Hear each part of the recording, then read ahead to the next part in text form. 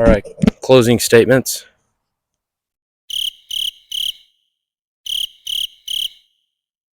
I don't know. We're going to What? review this take. No, we're not.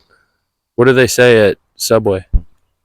Can you lick my booty hole? Redo it. Redo it. What do they say at Subway? Can you lick my booty hole? Can you? Yeah.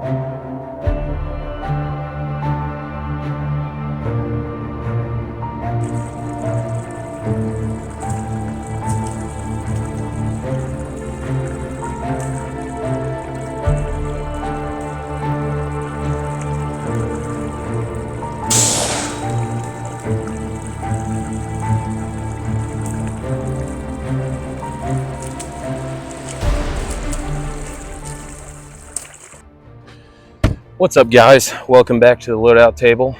It's hot as balls, but it's always a good day when we're at the range. If you're new here and you like the merchandise, you like what you see, be sure to hit the like, subscribe, turn the notifications on, all that stuff, guys. Channel's getting bigger. We got some awesome stuff planned, and we couldn't do it without y'all, so I really appreciate that. Today is going to be a 2 birds 1 stone video because my time is precious, ammo is not cheap, and your time, above all, is the most precious. Whether you're watching this on the toilet, while your wife is sleeping in bed next to you, whatever the case may be, or if, what's his name, admin, time thefting from your overlord. So, we're going to go over my current, we can call it my current Minuteman GPR setup. I am reviewing the Sightmark Presidio 3-18 first focal plane scope.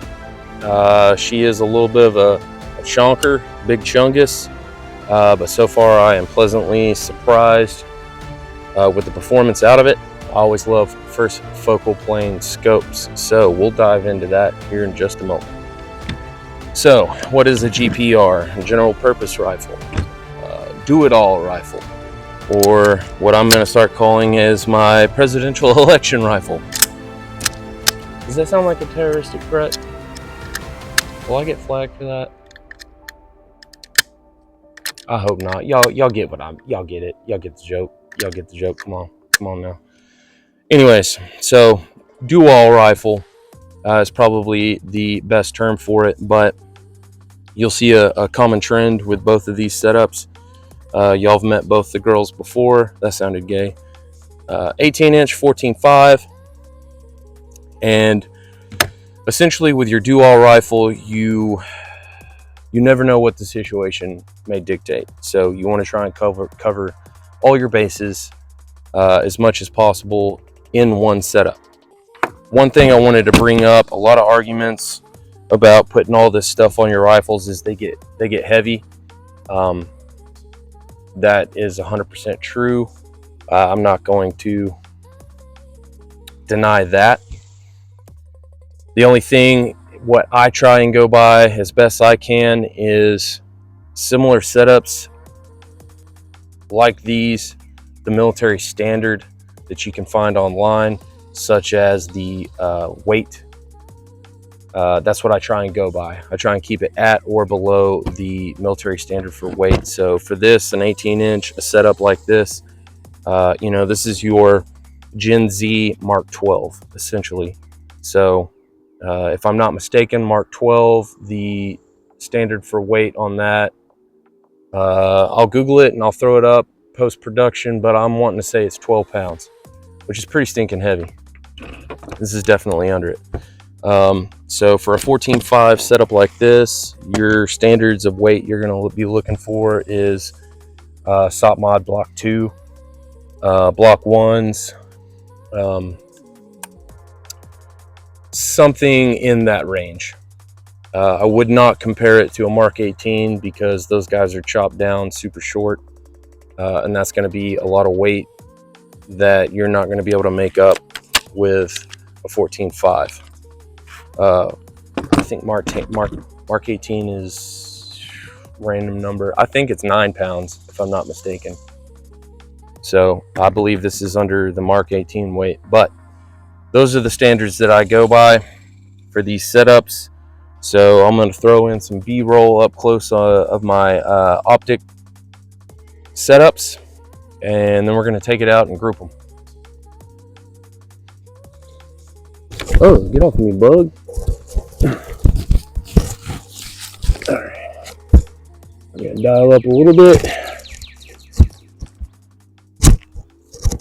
This is a first focal plane scope. I really like those kind. They make it really easy as far as figuring out your holds. You don't have to remember a whole lot.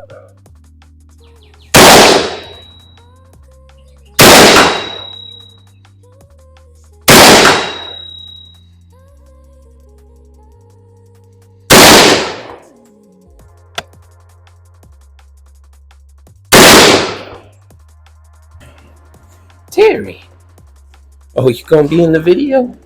You gonna be in the video, you big fat beaver? You big fat beaver? All right, get down. Get down. Hey, go play somewhere else. Go.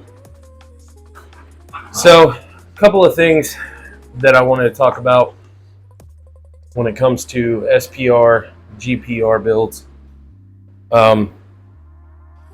SPR being special purpose rifle, GPR being general purpose. Two different setups, but really a special purpose can be to be able to do everything. So call it whatever you want. Everybody mostly thinks special purpose rifles are your long boys that are designed primarily to reach out further than regular rifle setups. So I want to talk about the general concept of optic selection, optic setup, and then throw my 2 cents in with this Sightmark Presidio 3-18. So it's going to somewhat be a impromptu review thus far. I hope I'm in the shot.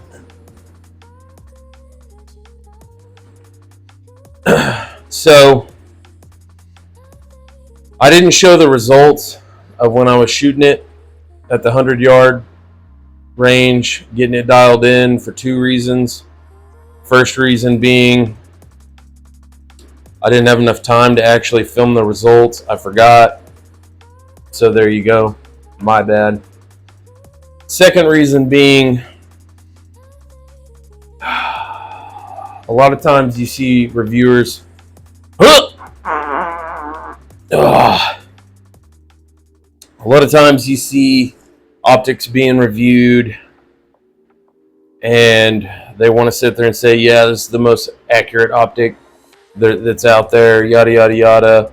And like, you can do testing to its efficiency with tracking and the accuracy to a certain point.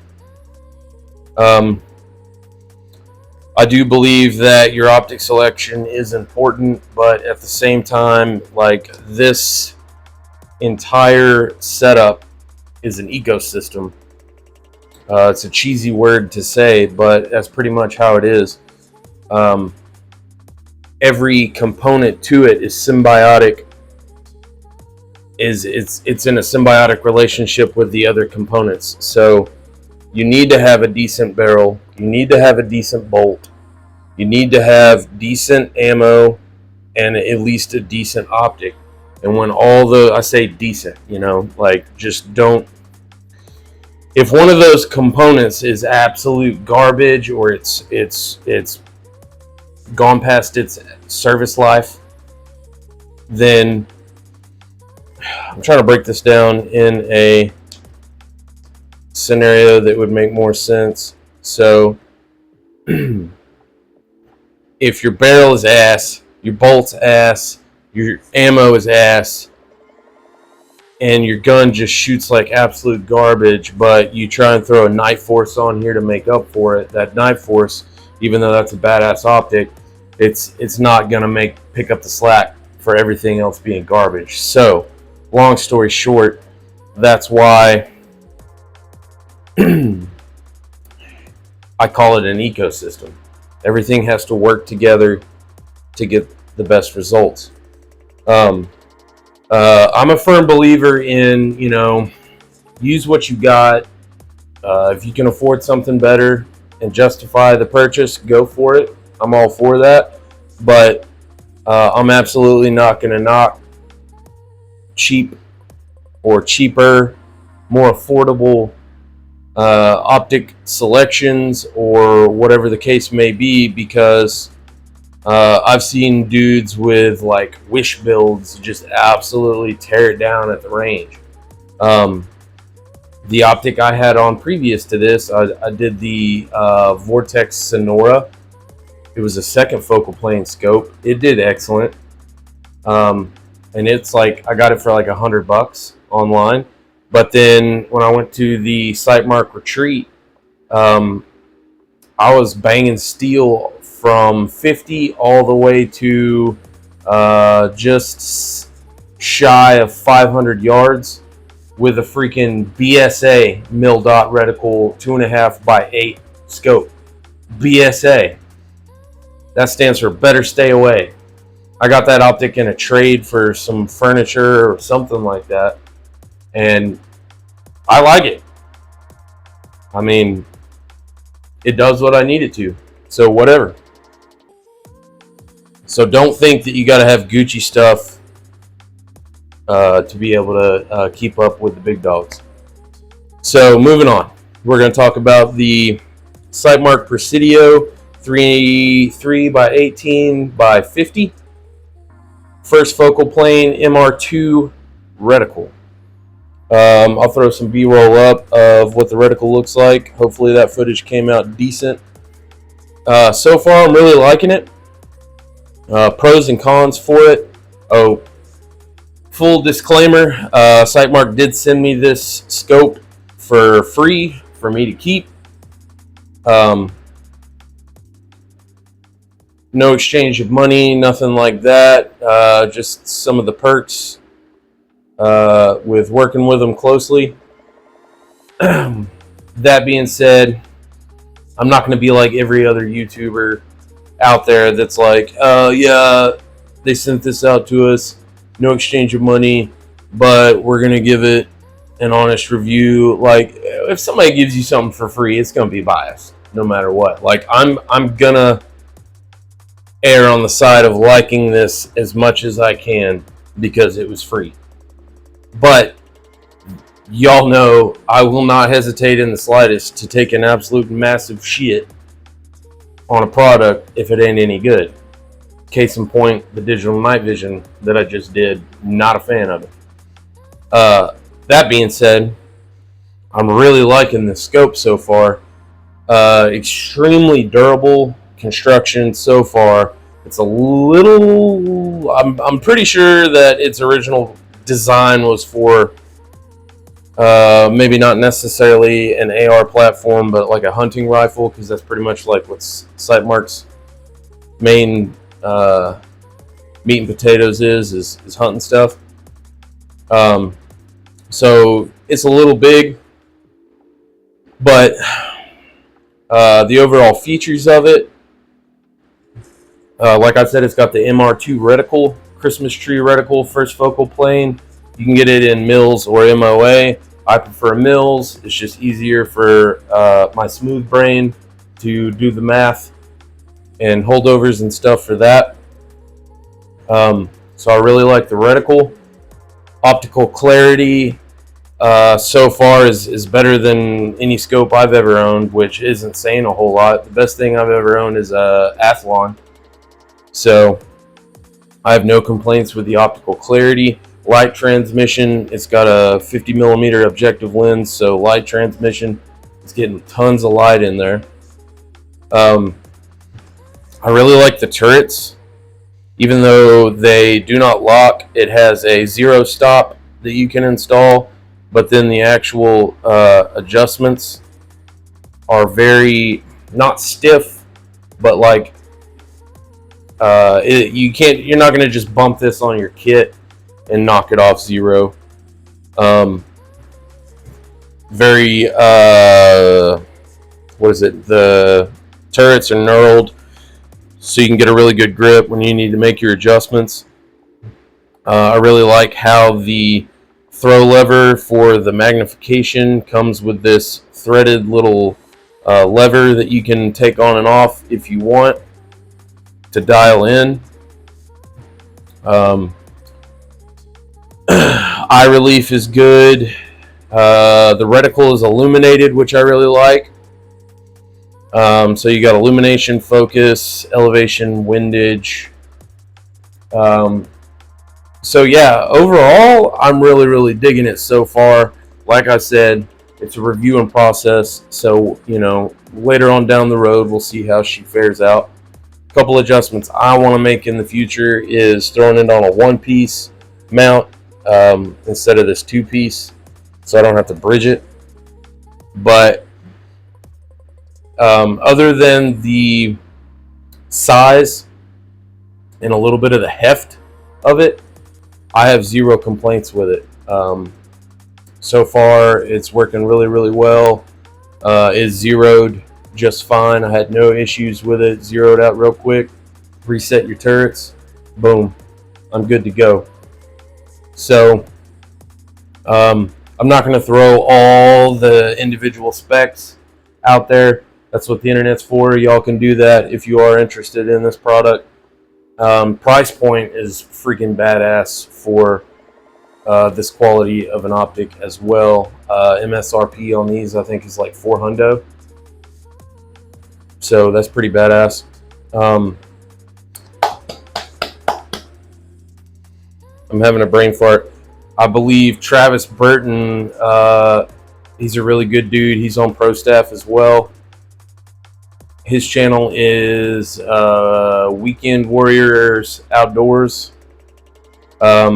He did a torture test on this exact same optic, so I'll try my best to throw a link in the description if you'd like to go check out that video. They beat the absolute hell out of this thing, and it held up just fine. In fact, his video was one of the reasons why I was going after this one myself. As you can see, I've dolled it up a little bit. A little bit of camo netting, slid the cap over there, so now I got a kill flash. I got my MSR piggybacked on the 12 o'clock position, and then something that I just randomly started doing here lately is I'll run paracord around the tube as far down as I can get it. Not only does that help protect the scope itself, but then as dirt, dust, water, boogers, semen, all that stuff collects on the paracord, it's going to help aid with camouflage, breaking up that pattern, or you could just paint it.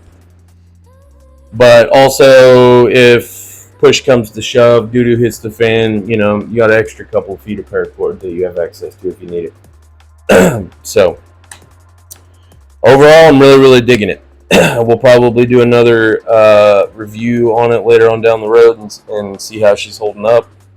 But yeah, I just wanted to throw that in there. Guys, I'm not sure if I even filmed an outro while I was out at the range, so if I did not, here you go. Appreciate y'all stopping by. Love you guys. Be sure to like, subscribe, press all the buttons. Share the video with your homie, especially if he's looking to get into a really affordable scope that kicks ass. We got a lot of good stuff coming down the pipe. As this was filmed, tomorrow I'm probably going to be doing some more hood rat stuff at the range, so stay tuned. It's going to be hilarious. So yeah, hope you guys have a wonderful week. I love you. Always push back.